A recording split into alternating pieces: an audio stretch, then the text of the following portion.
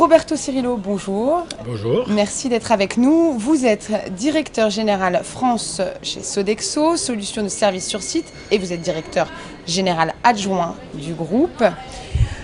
Vous êtes intervenu lors d'une conférence autour des services.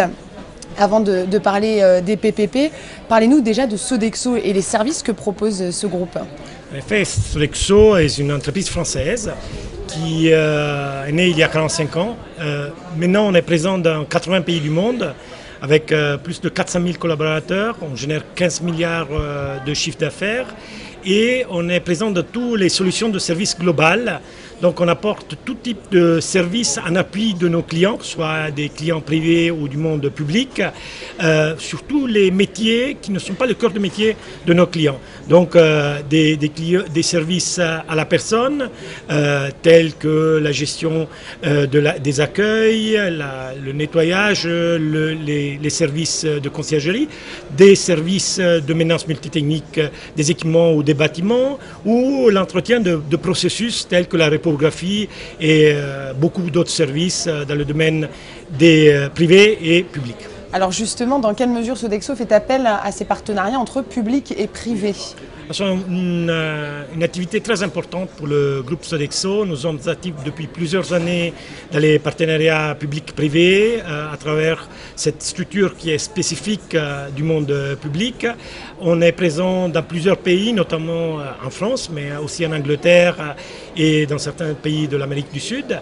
Ce véhicule des PPP nous permet en effet de nous inscrire dans la stratégie de la personne publique pour leur apporter vraiment une solution globale dans tout type de services. Pouvez-vous nous parler d'un PPP en cours ? En cours, le plus récent et connu ici en France, c'est Ballard, dans lequel avec certains autres acteurs privés, on a développé toute l'architecture de services pour le futur Pentagone français et on va gérer sur la durée de 27 ans tous les services aux occupants de Ballard, donc le personnel du ministère de la Défense, tels que les déménagements, la gestion des espaces, les restaurants naturellement et tout type d'activité qui est de soutien à leur activité. Dans quelle mesure on tente de trouver l'équilibre entre ces différents partenaires et du privé et du public ? Je fais allusion notamment à ce que disait Monsieur Vieillefosse lors de cette conférence où il insistait sur cette nécessité de trouver un équilibre entre le privé et le public. La personne publique a fait vraiment progresser les acteurs privés dans ce domaine à travers les différentes procédures, que ce soit les procédures de benchmarking ou les procédures de dialogue compétitif.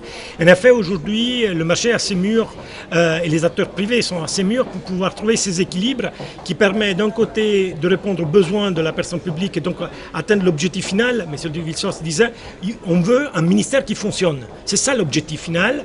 On ne veut pas avoir du nettoyage, on ne veut pas avoir de la maintenance, on veut quelque chose où nos collaborateurs puissent se focaliser sur leur cœur de métier pour la défense, donc les opérations, et être sûr que quand ils arrivent au travail chaque jour, chaque nuit, 7 jours par semaine, 365 jours par an, ils puissent travailler de manière efficace.